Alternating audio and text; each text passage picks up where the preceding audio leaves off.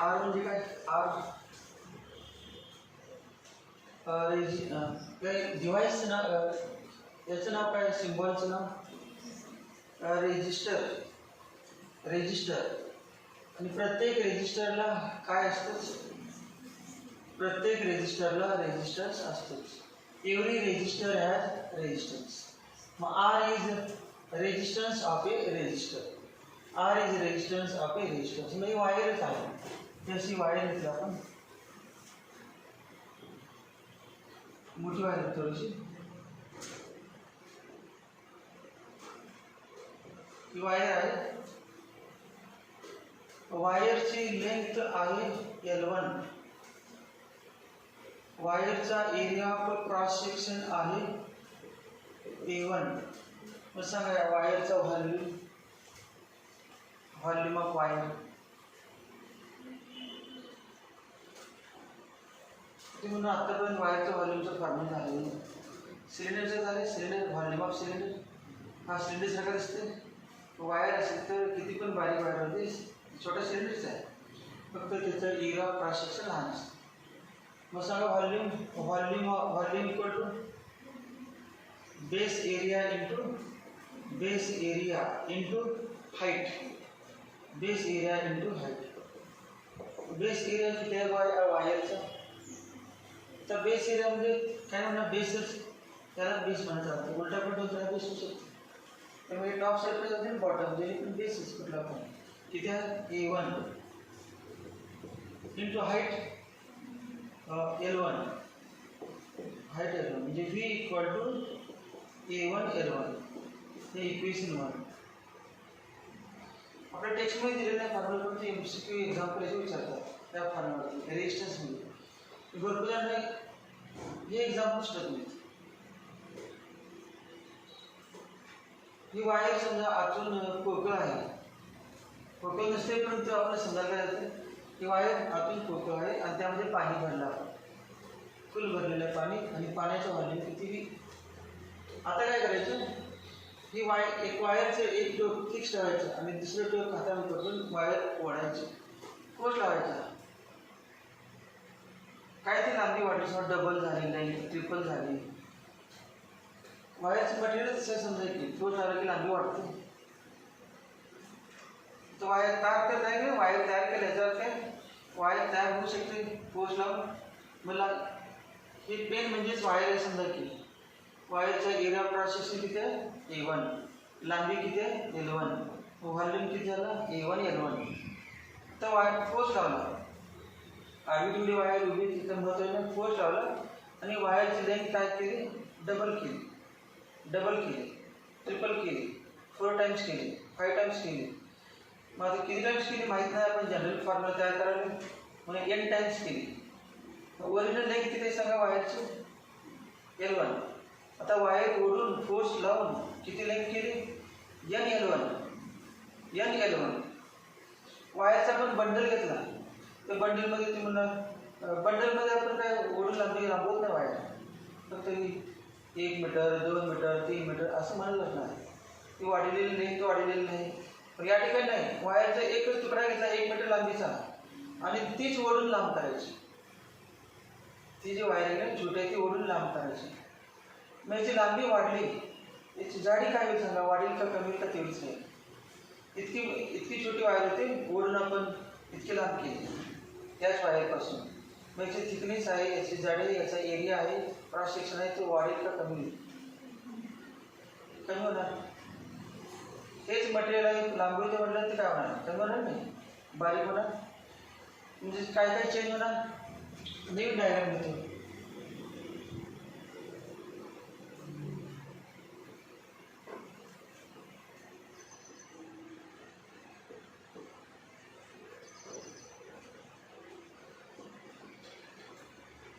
वायरची लेंथ वाढली, किती झाली? N L1. याच्या किती पट? N times. हे L1 असेल तर 2L1, L1 असेल तर 3L1, L1 असेल तर 4L1. किती पण असते परंतु किंवा 1/3 पण म्हणतात तसं काय नाही. मग L1 equal to N L1 म्हणतो. त्याची लेंथ किती? L2 नाव देऊया आणि L2 म्हणजे n into L1, n into L1. Area दिसते तुम्हाला बघा डायग्राममध्ये. एरिया इतका एरिया A1 होता, आता कमी झाला बघा, बारीक झाले, जाडी कमी झालेली आहे. मग एरिया काही तर असणार परंतु कमी असणार. मग कमी असणार सिंबॉल वेगळा म्हणजे आपण A2. हा जो एरिया आहे तो काय म्हणूया A2, एरिया A2. पाणी भरलेलं माहिती आहे आपल्याला, आपण वयामध्ये पाणी भरलेलं. आता सांगा पाणी भरलेलं ओव्हरफ्लो होईल का फुल भरून तसे राहील का अर्धीच असणार पाणी. अगदी इतकी वायर होते, त्यामध्ये सिलेंडर आहे, आत पाणी भरलेलं आहे, ते ओढली आणि 2 दुप्पट केली लांबी. तर आज जे पाणी होतं ते ओव्हरफ्लो होईल, बाहेर येईल का बरोबर अर्धीच ते सिलेंडरमध्ये भरून राहील का फुल भरलेलं आणि तसाच असेल. 3 केसेस आहेत. हे कळालं तर तसं, हे नाही कळालं तर पण हे असं याला समजा V1 म्हटलं, याला V2 म्हटलं तर V2 करू शकते. हे कळू दे नाही कळू दे. V2 इक्वल टू सांगा formula direct. V2 equal to A2 N2, V2 equal to A2 N2, A2 N2, V2 equal to A2 N2. आता फक्त तुम्हाला सांगायचं आहे की हे 2 व्हॉल्यूम आहेत आत भरलेले, तेवढेच आहेत, कमी आहे, जास्त. मग V2 लेस दॅन V1 हा व्हॉल्यूम आहे ना, हा V1 आहे आणि हा V2 आहे. मग जो व्हॉल्यूम जे आहे आत V2 less than V1, option A V2 less than V1, B V2 greater than V1, C V2 equal to V1, D none of this. कुठला असेल का ते कळायलाच पाहिजे. नाही तर याच्यावरचे एक्झाम्पल आहे ते न कळण्याचं कारण मुख्य हेच आहे. हे जर सांगता येत असेल तर या पॉईंटवरचं एक्झाम्पल सुटत नाही. आणि हे कळालं तर एक्झाम्पल थोडीच दिलेलं एक्झाम्पल भेटलं आन्सर नाही. कुठला option?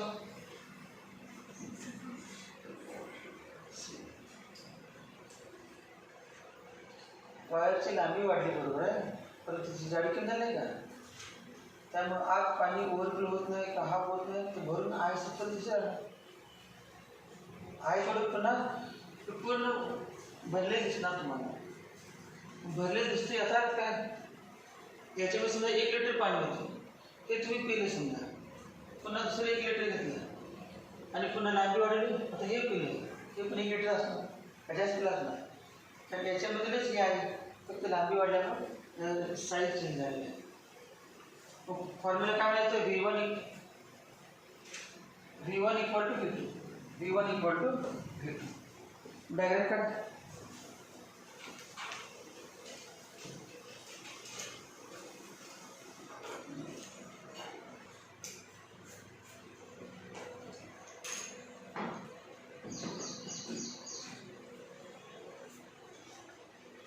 V1 equal to A1 L1, V2 equal to A2 L2 and V1 equal to V2.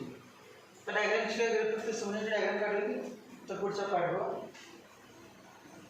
किंवा अजून एक लिहितो, याचा रेजिस्टन्स आहे या डायग्राममध्ये, त्या वायरचा resistance R1 equal to original resistance आणि त्याचा R2 म्हणजे काय, resistance of the same wire when it is stretched to n times original value. resistance of same wire when it is stretched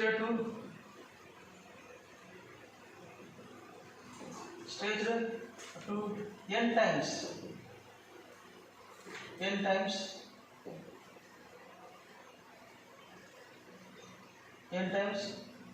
original length.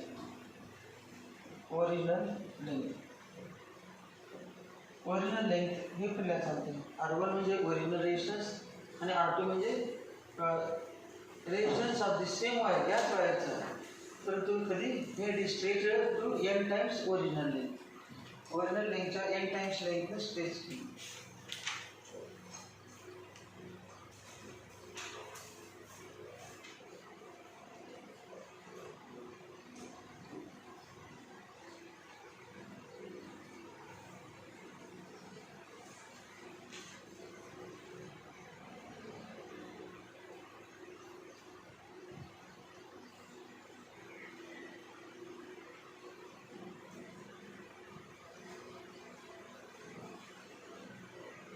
याचं हेच आहे समजा, हा point आहे ना, त्याचं हेरिंग काय, new resistance of the wire when the wire is stretched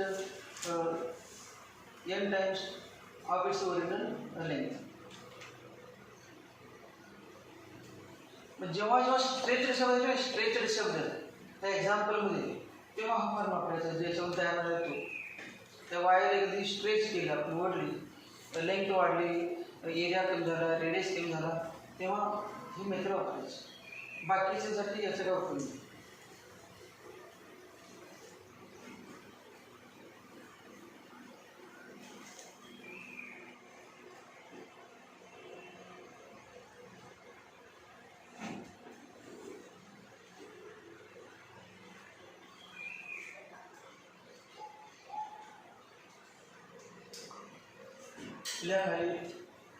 V1 equal to V2. V1 equal to V2. Values V1 V2च्या. V1 ची व्हॅल्यू लिहा किती आहे ती, V2 ची व्हॅल्यू लिहा किती आहे. V1 ची value A1 L1, V2 equal to A2 L2. Therefore A1 upon A2 equal to A1 upon A2 equal to A1 upon A2 equal to L2 upon L1.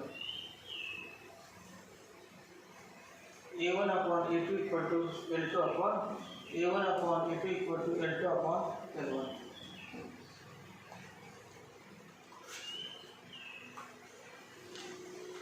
Resistance का formula लगा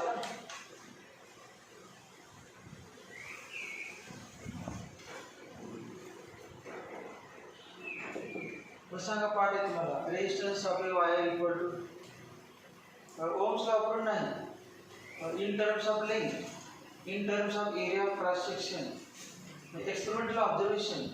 काय area, resistance R proportional length, R proportional length आहे आणि काय R proportional 1/a. वायरची लांबी वाढली की त्याचा रेजिस्टन्स वाढतो, वायरची जाडी वाढली, वायरचं एरिया ऑफ क्रॉस सेक्शन वाढलं तर वायरचं रेजिस्टन्स कमी होतो.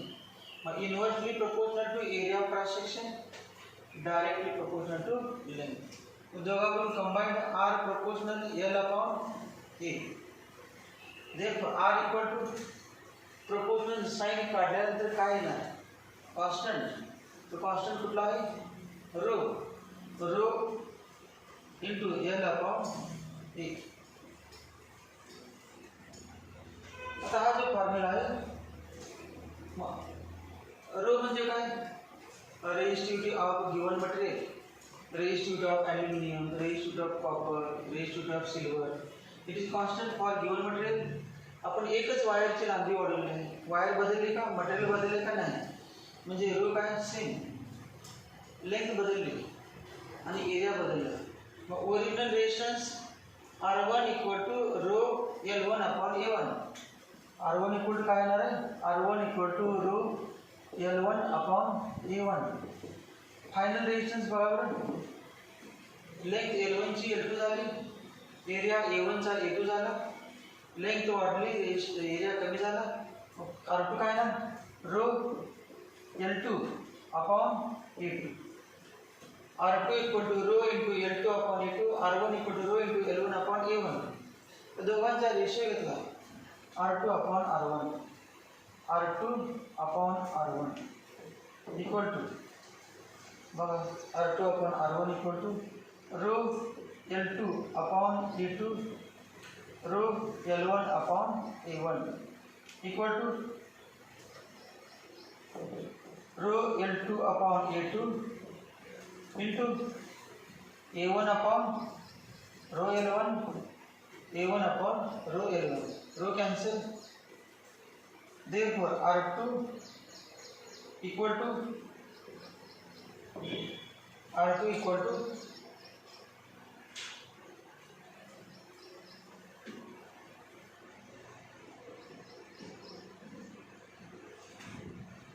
R2 equal to L2 upon L1, L2 upon L1 into A1 upon A2, A1 upon A2 into हे असं आहे R2 upon R1 आहे. R1 उजव्या साईडला RHS मध्ये. मग हा एक समजा एक एक्झाम्पल विचारलं.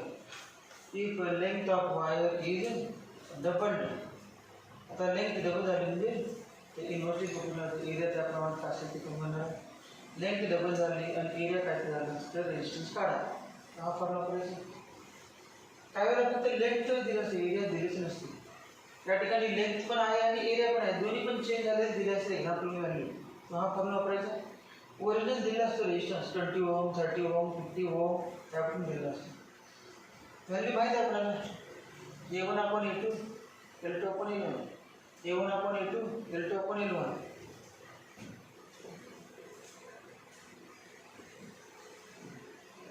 काय therefore किती भेटून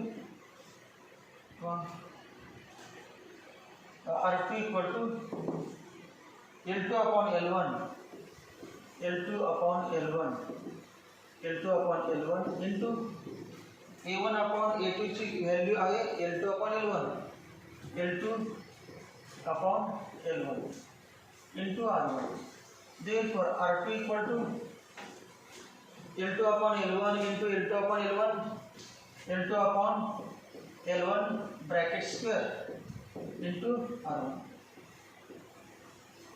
That means वायरची लांबी डबल केली तर रेजिस्टन्स किती L2 च्या ठिकाणी काय द्यायचं 2L1 L2 च्या ठिकाणी 2L1 मग L1 L1 कॅन्सल झाले 2 चा स्क्वेअर 4 आन्सर किती आलं 4R1 नेहमी रेजिस्टन्स किती मग R2 equal to 4R1 2 double multiplicate double 2 square 4 answer 4R1 triple केले तर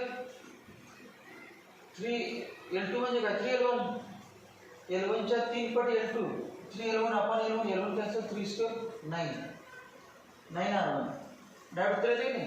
समजा एका वायरचा रेजिस्टन्स 20 ओम आहे आणि ती वायर ओढून डबल लेंथ केली तर नवीन किती तुला सुरुवातीला किती होता रेजिस्टन्स 20 आता लेंथ डबल केली म्हणजे काय 2 स्क्वेअर म्हणायचं 2 स्क्वेअर मग 4 into 20 80 काय टोली उत्तर. आता ट्रिपल केली तर सांगा किती नवीन रेजिस्टन्स सुरुवातीला 20 होता लेंथ ओढून ट्रिपल केली मग 3 स्क्वेअर 9 into 20 डायरेक्ट आन्सर येते. मग एवढे सगळे फॉर्म्युले प्रूव्ह करायला वेळ जाते पण ते एक्झाम्पल दॅट्स होते. कधी कधी फक्त लेंथ दिले असते काय लेंथ नाही area becomes half area becomes 1/4 या गोष्टी दिल्या असते. लेंथ वाढली एरिया दोघं वाढत नाही लेंथ वाढली एरिया कमीच होणार तर तेव्हा काय घेईल बघा formula put L2 upon L1 equal to किती आहे बघा L2 upon L1 ची value A1 upon A2 A1 upon A2 A1 upon A2 formula काय येईल R2 equal to L2 upon L1 च्या ठिकाणी काय द्यायचं A1 upon A2 bracket square into R1. मग एखाद्या MCQ मध्ये एखाद्या मल्टिपल चॉईस क्वेश्चन मध्ये एरिया दिला तो हा फॉर्म्युला करायचा एरिया दिला तर हा फॉर्म्युला लेंथ दिली तर हा फॉर्म्युला लेंथ आणि एरिया दोन्ही दिले तर हा फॉर्म्युला करायचा. एरिया पण देत नाहीत लेंथ पण देत नाहीत दोन्ही पण देत नाहीत परंतु रेडियस देतात कधी कधी रेडियस देतात. मग रेडियस सांगा, एरिया ऑफ सर्कल किती area, pi R square, pi R square. मग A1 म्हटलं आपण काय, पाय R1 स्क्वेअर. A2 म्हटलं पाय R2 स्क्वेअर. मग A1 अपॉन A2 काय येईल, A1 अपॉन A2 कॅन्सल पाय R1 square upon R2 square. R1 upon R2 bracket square. मग एक व्हॅल्यू इथे लिहिली तर काय फॉर्म्युला लिहिली, नवीन फॉर्म्युला काय, R2 equal to A1 upon A2 ची व्हॅल्यू त्या ठिकाणी स्क्वेअर करतो. A1 अपॉन A2 स्क्वेअर किती, A1 अपॉन A2 स्क्वेअर किती, R1 upon R2 raise to 4. मग किती R1 upon R2 raise to 4 into R1. आपल्या सगळे फॉर्म्युले झाले, 3-4 फॉर्म्युले झाले. हा एक फॉर्म्युला झाला, हा दुसरा फॉर्म्युला, हा पण फॉर्म्युला जन्मदिले नाही. हे बघा, ते A1 upon A2 equal delta upon A1 हा पण फॉर्म्युलाच आहे. रो एक R equal to rho L upon एक फॉर्म्युलाच आहे. हे सगळेच फॉर्म्युले आहेत. कुठला फॉर्म्युला नाही, सगळेच फॉर्म्युले आपल्या.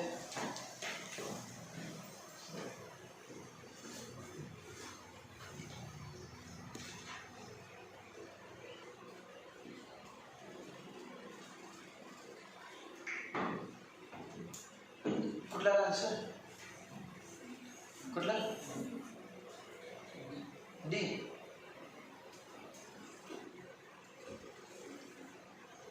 बाकी सगळ्यांनी चुकलेलं आहे, डी बरोबर. आता शोधा कसं, किरकोळ आहे. आता जे ते फ्लेवरचे पुसले त्यापैकीच फॉर्म्युला वापरायचे, फक्त वाचायचे. हे काय बघायचं, काय आहे हे, काय व्हॉल्यूम आहे का, लेंथ आहे का, एरिया आहे, काय आहे. Radius of cross section, area दिसते कुणाला, area of cross section. Area कुठे, रेडियस ऑफ क्रॉस सेक्शन.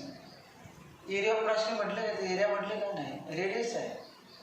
तुम्हाला डायमीटर ऑफ क्रॉस सेक्शन आहे, area of cross section, radius of cross section. व्यवस्थित बघायचं काय क्रॉस सेक्शनच्या अगोदर काय आहे, रेडियस ऑफ क्रॉस सेक्शन. मी रेडियस दिले म्हटल्यानंतर परत पॉवर नाही, फॉर्म्युला शेवटी लिहिलं आता.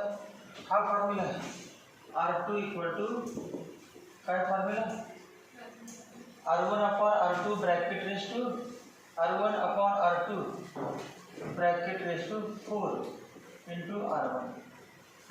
शेवटचा फॉर्म्युला, शेवट step equal to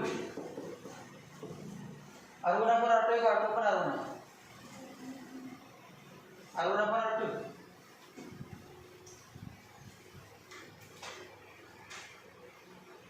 radius of cross section half केलं, हा म्हणजे R2 equal to half R1, R2 equal to half R1. कळत नसेल तसं म्हणायचं, R1 equal to 2R2, R1 equal to 2R2, R1 equal to R2. Therefore capital R म्हणजे resistance आहे आणि स्मॉल R म्हणजे रेडियस.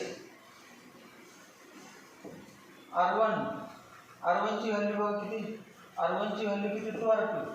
R1 म्हणजे 2R2 upon R2 raise to 4. R2 equal to 16R1. R1 म्हणजे R, ते काय original R दिलं, resistance, original resistance किती R दिलेलं आहे. आन्सर किती आहे, 16R. सोपं त्या गोष्टी सोडायचं. फॉर्म्युला पाठ असून पण एक्झाम शकत नाही, कारण याची किंमत कुठल्याही काळात नसल्यामुळे.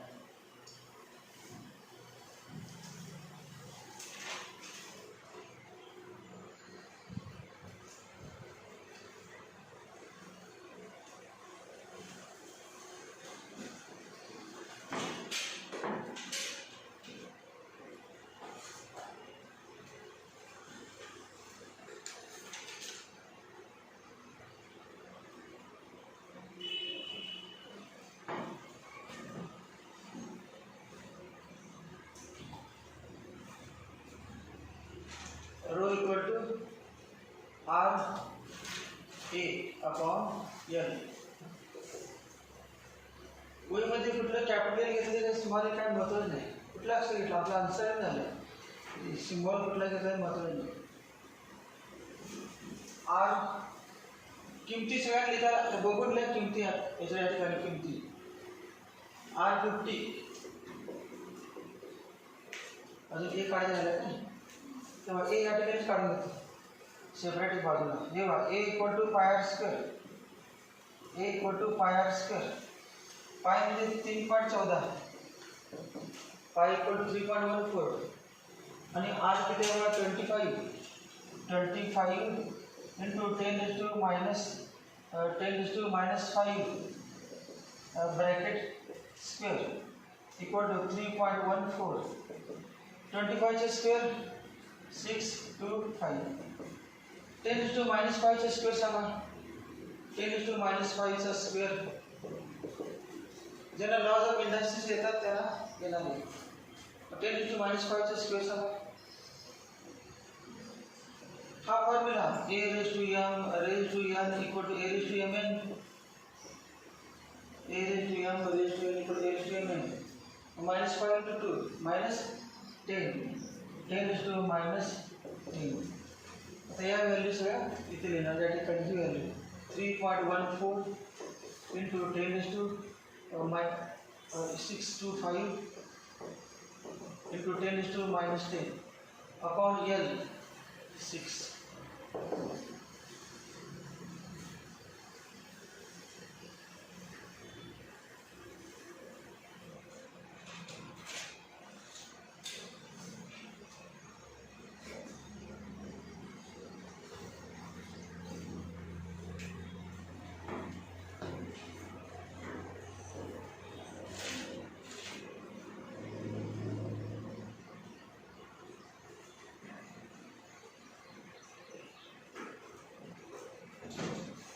सगळ्यांनी सुरू झालं गुणाकार केला सगळ्यांनी प्रत्येकाचा गुणाकार करून 6 भागून कितीला सांगा एवढा पार्ट. हा पार्ट कितीला सांगा.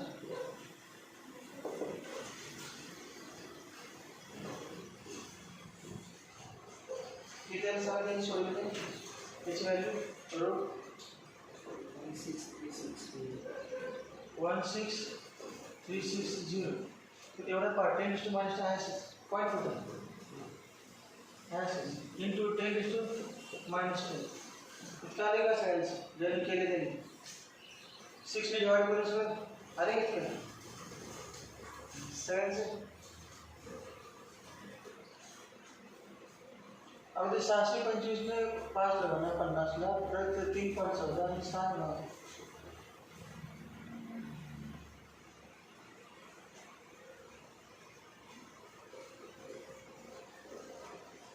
1636 बरोबर आहे.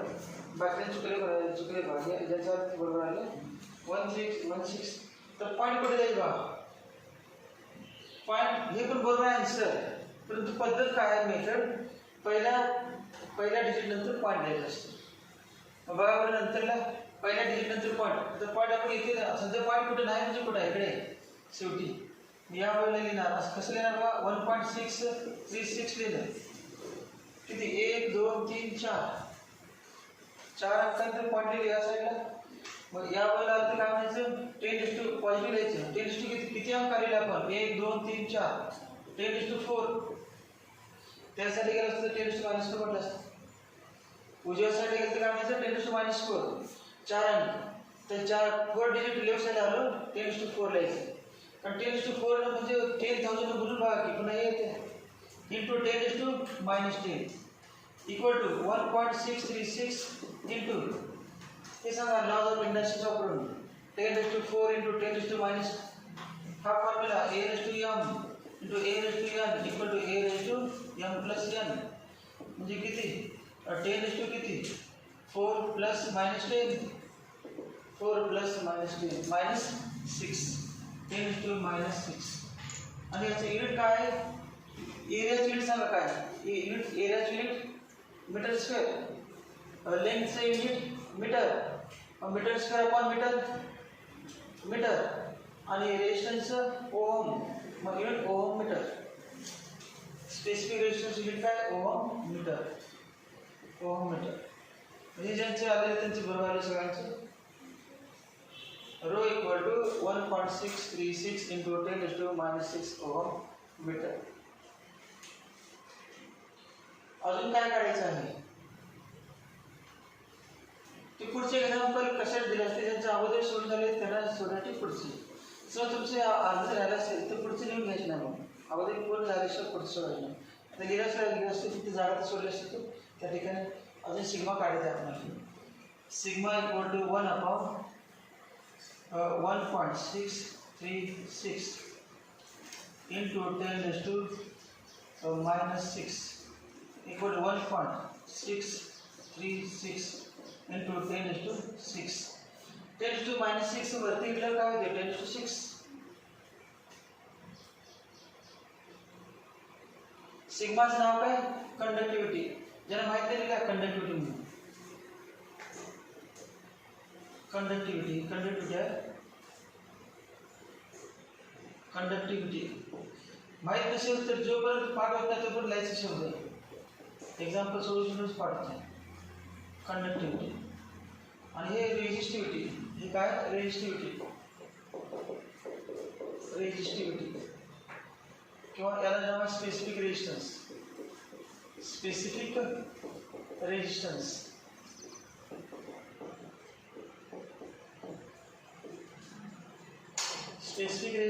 रेजिस्टिव्हिटी रोग आणि कंडक्टिव्हिटी. ते एक्झाम्पल शिकायचं तर लॉग टेबल आहे 11वी साठी. लॉग टेबल म्हणून LOG. लॉग म्हणजे लॉंग फॉर्म असा आहे लॉगरिथमिक टेबल.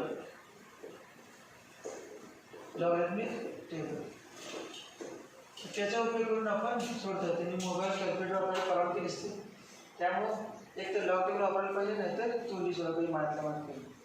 माझ्या काय जमणार नाही आपल्याला. मग लॉग टेबल ज्यांच्याकडे लॉग टेबल आहे त्यांचं मी ज्यांना बघताय त्यांनी सांगा त्याचं रेसिप्रोकल सांगा. बाकीच्या नंतर नवीन जेव्हा आपण लॉग टेबल घेतल्यानंतर तेव्हा आता काही विचारतो नका. किती 6157 इंटू 10⁻⁶. आता पॉईंट बघा कुठल्या साईडला सर्कल सांगा. नेम आपलं पद्धत काय आहे पहिल्या अंकानंतर पॉईंट द्यायचा. पॉईंट कुठल्या साईडला लेफ्ट साईडला. मग उजव्या साईडला सर्कल नंतर काय मायनस का प्लस असतो वरती. 6.157 उजव्या साईडला पॉईंट सर्कल की 10 किती झालं 1 10⁻⁻1. उजव्या साईडला पॉईंट सर्कल की 10 1 सर्कल की -1. मग -1 आणि +6 किती -1 + 6 5 10⁻⁵.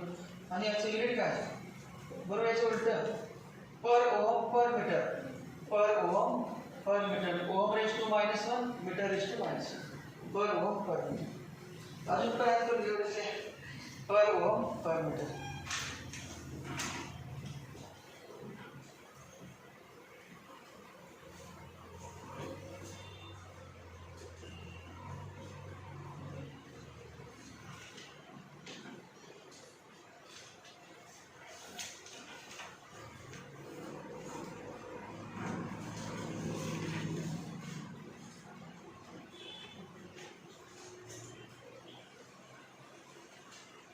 लॉग टेबल तुम्ही आणले चालतं एक उद्यापासूनच जास्त लागत नाही.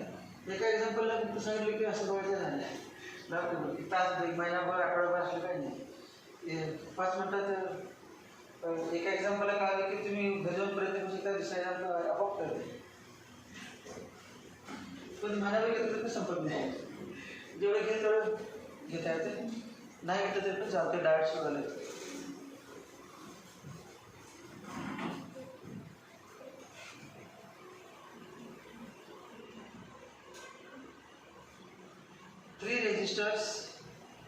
हे झालं असेल तर पुढचे 3 resistors 10 ohm 20 ohm 30 ohm are connected in series combination.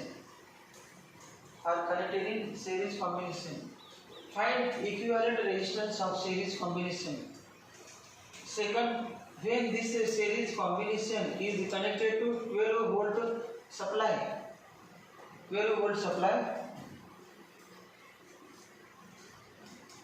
by neglecting value of internal resistance. सेलला internal resistance असतो तो नाही समजा सांगितलं. by neglecting internal resistance obtain potential difference across each resistor. Obtain potential.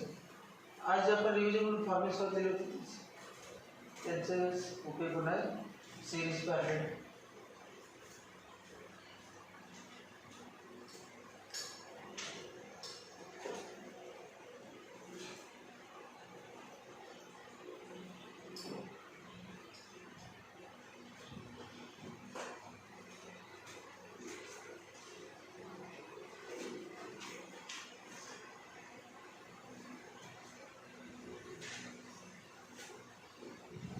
नंतर बघा लेस नंतर बघा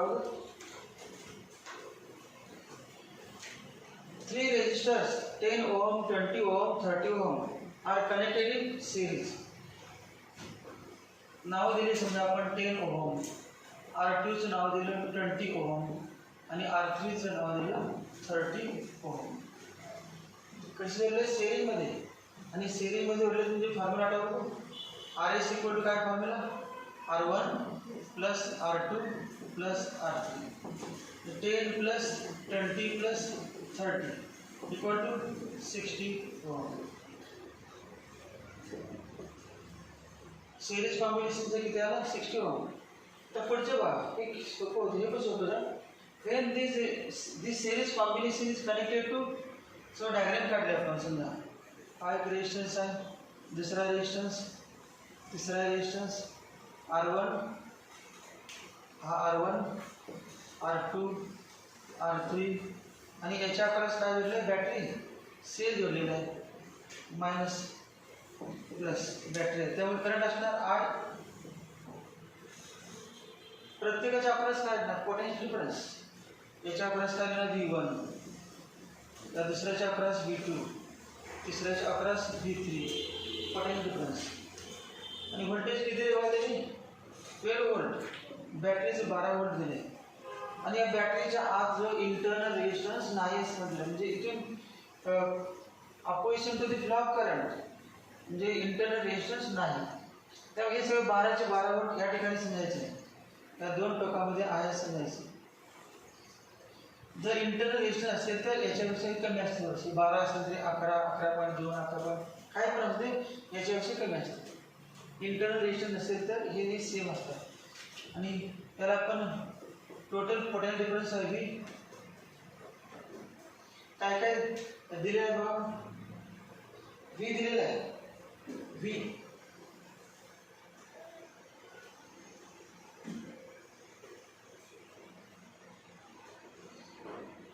डायग्राम समजा आपण मॉडिफाय केले, तिन्ही काढ टाकले तेव्हा तिन्ही काढ टाकले तिघांच्या ऐवजी एक जोडला तर काय बघा डायग्राम कशी तिघांच्या ऐवजी एकच मायनस प्लस हा करंट आय, रेजिस्टन्स काय RS आता काढले आपण RS आणि व्होल्टेज 14 V 14. ओम्सला सांगा बाय ओम्सला V equal to IR by ओम्सला V equal to I into R. काय ना मग V equal to I into RS. R कुठे RS. Therefore I equal to V upon RS. I equal to V upon RS. V किती आहे 12, RS किती आहे 60.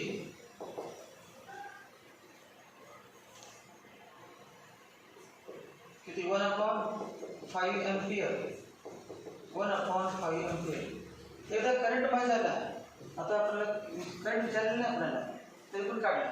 Current विचारलं नाही ना काय विचारलं आपल्याला V1 V2 V3 काढायचं तर करंट काढला पाहिजे.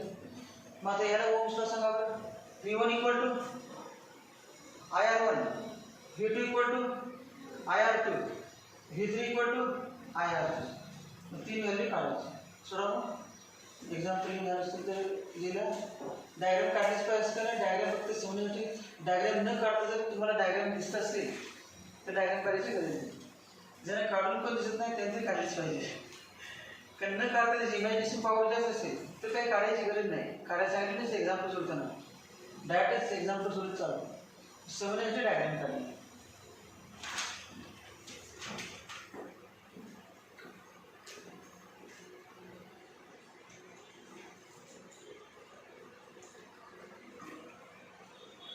बघ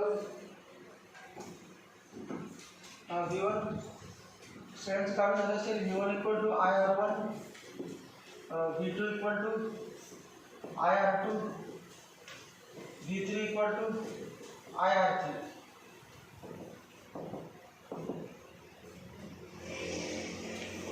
करंट इंटू एक वाक्य पाठ आहे तुम्हाला, in series combination current flowing through each resistance is same. Series combination मध्ये प्रत्येक रेजिस्टर मधून करंट सेम असतो म्हणून सगळ्यामध्ये आय दिलेला आहे. 1/5 into 10, 1/5 into 20, 1/5 into 30, 2 volt, 4 volt आणि 6 वोल्ट. बरोबर की काय बघायचं तर तिघांची बेरीज करून बघायची. 6 आणि 4 10 अधिक 2 12. 12 वोल्टची बॅटरी 12 आलं पाहिजे. आलं तसं चित्र शोधायचं.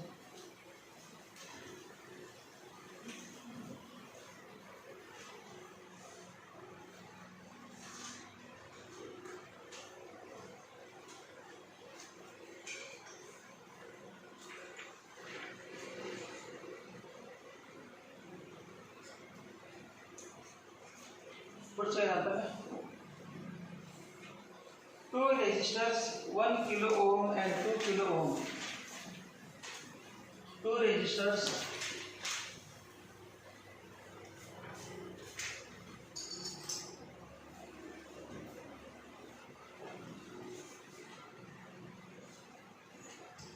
two resistors 1 kilo ohm and 2 kilo ohm are connected in parallel combination. Are connected in parallel combination. Parallel combination. Parallel combination. One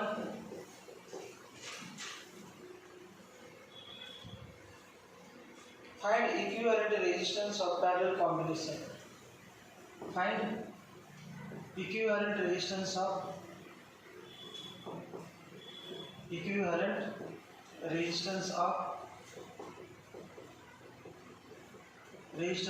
parallel combination. Parallel combination. Equivalent resistance of parallel combination. Second, when this parallel combination is connected to, when this parallel combination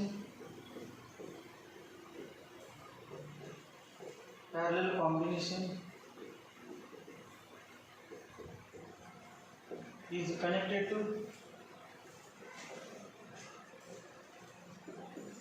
9 volt supply,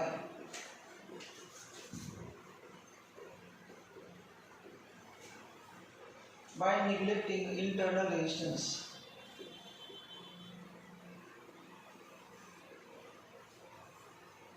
By neglecting internal resistance. By neglecting internal resistance.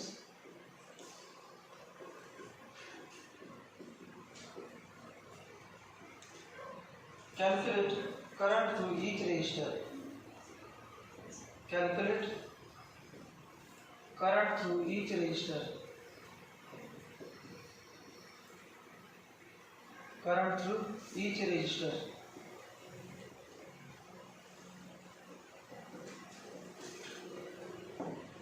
Current through each resistor.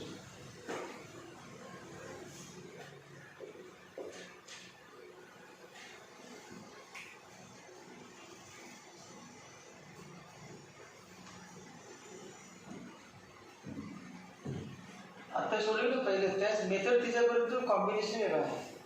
पॅरल combination आहे. पॅरल कॉम्बिनेशनमध्ये तुम्हाला माहिती आहे potential difference same असतो आणि current वेगळा असतो. आणि सिरीजमध्ये करंट सेम असतो आणि V1 V2 V3 वेगळा असतो.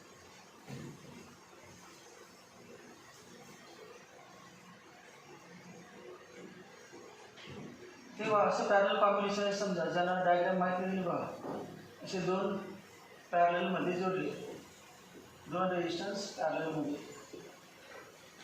तर पहिल्यामधून करंट I1 आहे, दुसऱ्यामधून करंट I2, त्याचा रेजिस्टन्स R1, दुसऱ्याचा R2.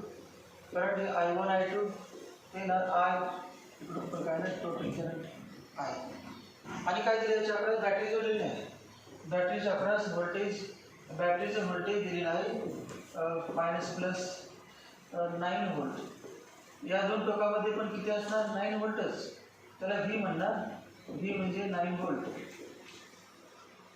पहिल्यांदा डायग्राम काढा, ज्यांना क्लिअर दिसली डायग्राम काढा पॅरलल कॉम्बिनेशनची.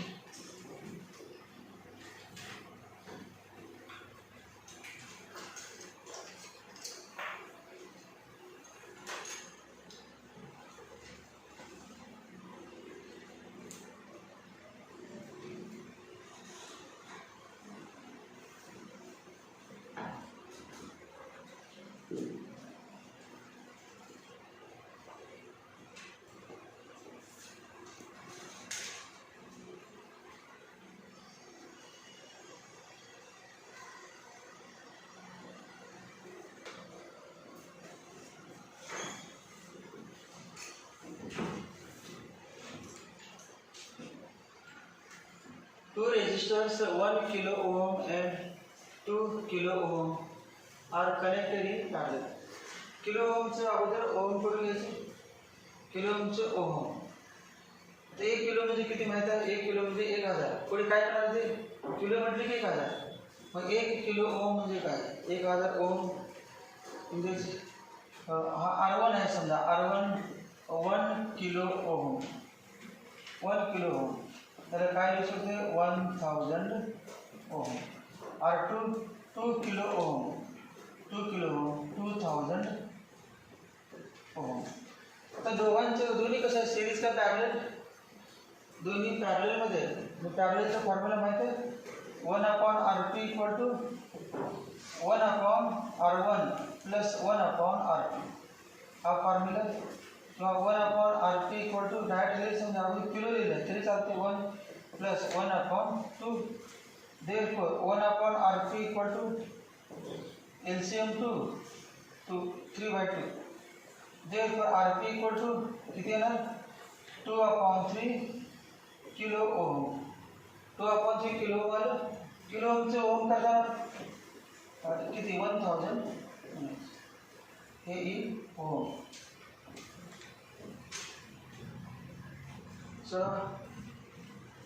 दुसरा फॉर्म्युला माहिती ना आरपीचा, डायरेक्ट असा आहे, हे असा फॉर्म्युला आहे, R1 × R2 / R1 + R2. हा पण वापरला तेच आन्सर आहे.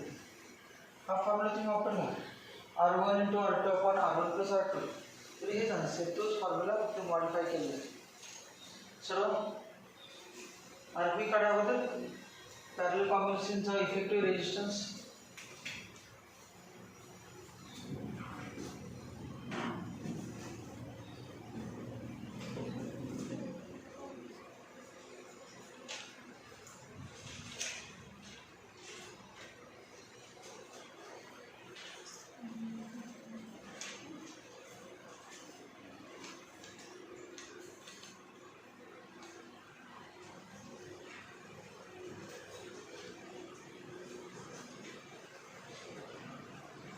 करंट आहे काढायला सांगितलेलं नाही, काढायला पण लागत नाही. करंट आहे काढायला पण लागत नाही बा, आणि काढायला सांगितलं पण नाही, काढलं तरी चालतं.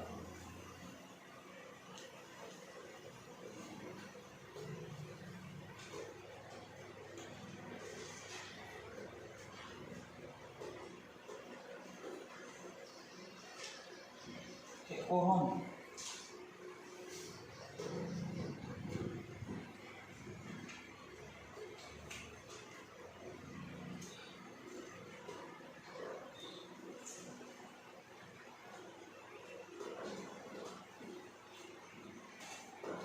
पॅरलल कॉम्बिनेशन मध्ये काय सेम असते, पोटेन्शियल डिफरन्स. तो सांगा फॉर्म्युला, याचा करंट किती आहे, I1, रेजिस्टन्स R1 आणि voltage V. V = I1 R1 याला सांगा V इक्वल टू हे पण हेच घ्यायचं V equal to I2 R2 बघ formula V equal to I1 R1 therefore I1 equal to V upon I1 equal to V upon R1 तर I2 काढता येते I2 equal to V upon R2 हे दोन विचारले कारण I1 equal to V upon R1 I2 equal to V upon R2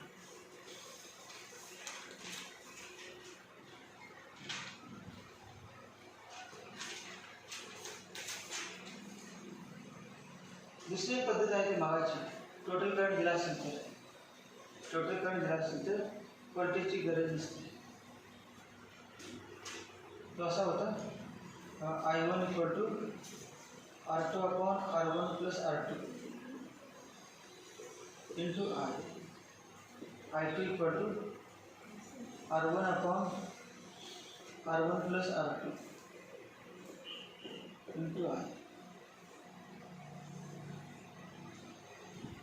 मग आपण रिव्हिजनच्या वेळेला सुरू करायचं रिव्हिजनच्या वेळेला हा एकच दिला होता आपल्या पहिल्यापासून एक लिहिलं होतं I1 विचारले की R2 लिहायचं I2 विचारले की R1 बाकी खाली बेरीज आहे आणि एका I सेमच आहे R1 plus R2 R1 plus R2 फक्त I1 विचारलं तर R2 लिहायचं I2 विचारलं तर R1 लिहायचं परंतु करंट Iच माहीत नाही कसं काढायचं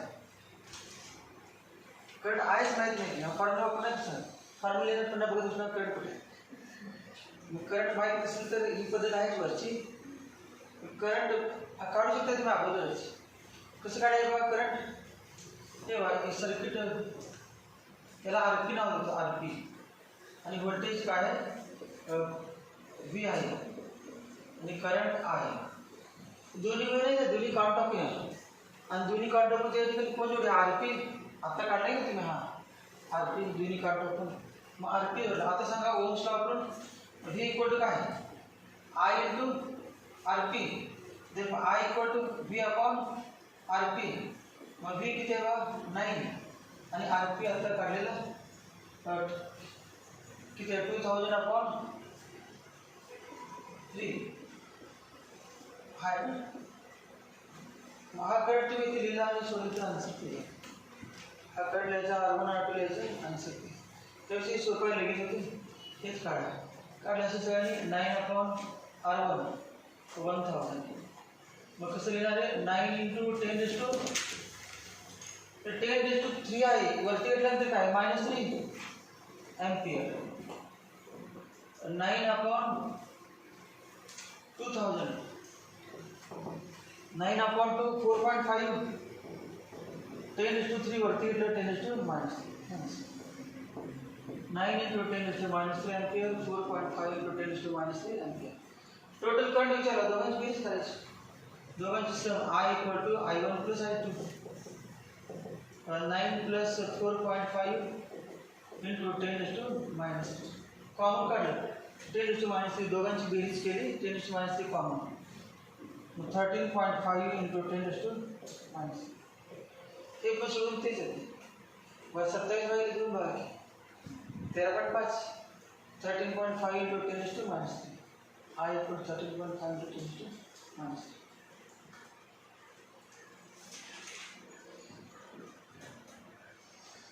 आता नवीन पॉइंट लिहा पुढचा point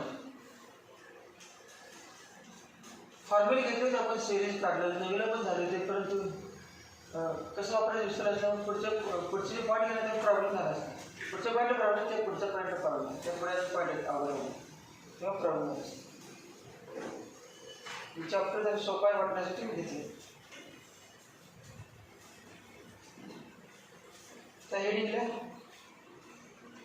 variation of resistance with temperature variation of resistance with temperature